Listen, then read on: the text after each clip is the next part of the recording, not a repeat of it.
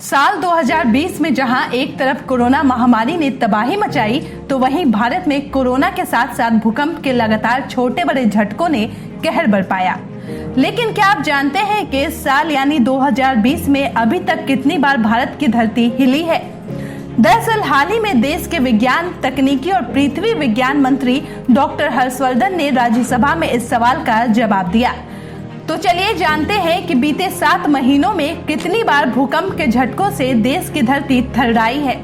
पिछले 7 महीनों में यानी 1 मार्च 2020 से लेकर 8 सितंबर 2020 तक भारत में कुल मिलाकर 413 बार भूकंप के झटके आए हैं।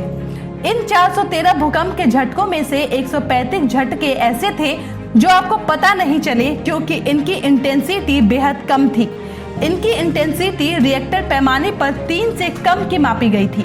हालांकि 153 भूकंप के झटके ऐसे थे जो लोगों को महसूस तो हुए, लेकिन इनसे कहीं कोई नुकसान नहीं हुआ। इन झटकों की इंटेंसिटी रिएक्टर पैमाने पर 3 से लेकर 3.9 तक मापी गई थी। ऐसे भूकंप ज्यादातर अप्रैल और मई के महीने में आए हैं।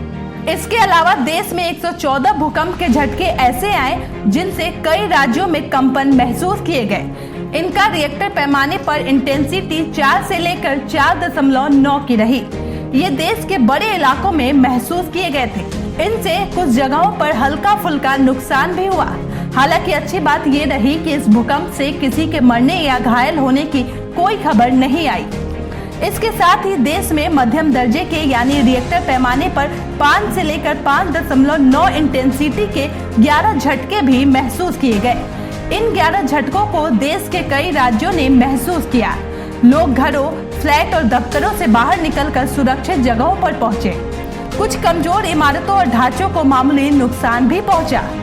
भूकंप के ये आंकड़े नेशनल सिस्मोलॉजी नेटवर्क की तरफ से पृथ्वी विज्ञान मंत्रालय को दिए गए हैं। हालांकि भूकंपों पर नजर रखने वाली साइट वोल्केनो डिस्कवरी के मुताबिक पिछले 9 महीनों में भारत में कुल 239 भूकंप के झटके महसूस किए गए। हाल ही में एक रिपोर्ट आई थी कि भारतीय tectonic plate Himalayan tectonic plate की तरफ खिसक रही है। इसकी वजह से हमें गर्मियों में ज्यादा भूकंप के झटके महसूस हुए। दुनिया भर के भूकंप के एक्सपर्ट्स और भूगर्भ शास्त्रियों का मानना है कि इस समय धरती की टेक्टोनिक प्लेटें खिसक रही है, जिसके कारण इतने भूकंप आ रहे हैं।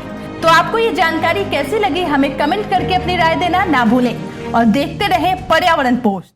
सब्सक्राइब करें पर्यावरण पोस्ट।